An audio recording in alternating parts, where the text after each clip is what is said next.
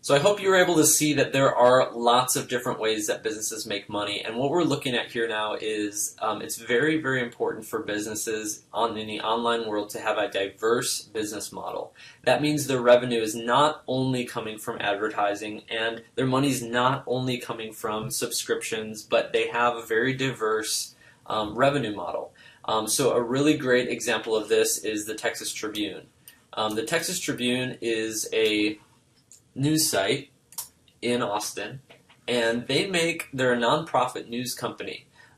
They make a lot of their money from donations, but they also make some of it from sponsorships. They make other money from live events. They have a Tribune Fest every year.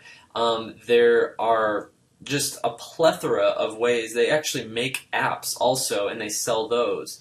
And so there's just a lot of ways. They have a very diverse revenue model, and the great thing about that is that the more diverse your revenue model, the better chance you have of staying afloat if one of them goes down. So if suddenly advertising just took a huge nosedive, well, they're still supported by other avenues. So I'm just gonna search for this real quick because they're known so well for it. So here's just a quick example of that, and this was even a few years ago. So one way they make money is through individual donors, another one is through a foundation they have, another one is through corporate sponsorships and advertising, then membership, then events. But generally, I mean, they're making a lot of money just because they have a very diverse, and they're being creative with how they're making money.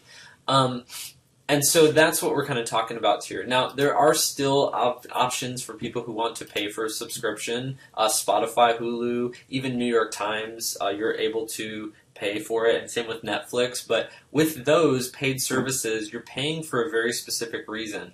Today, we pay for the convenience of Spotify. Yeah, a lot of us could go and download, Taylor Swift's new album on, BitTorrent or something like that. But it's so much more convenient to just be able to one click. If you just pay the $5 a month or $10 a month, it's so much easier, and it's with you wherever you go. There's just so many perks and premium options that it just makes a lot of sense to go for the subscription.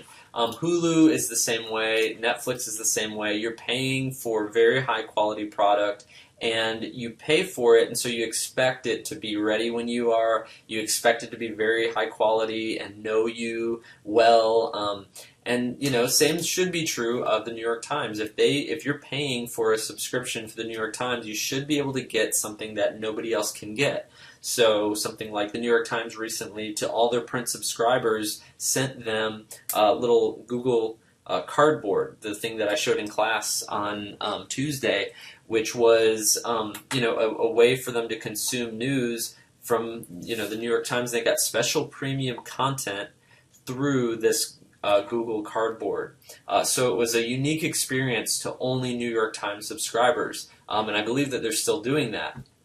So creating mini documentaries for their subscribers is a very great way to get some premium content that goes beyond just the physical print edition. So Gary Vaynerchuk is someone we talked about earlier this semester. He talked about making sure your content is native to the platform. He's really made a way for himself as a new media entrepreneur and social media guru.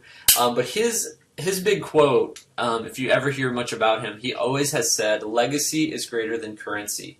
And what he means by that is that your personal brand actually is much more valuable than just getting paid today.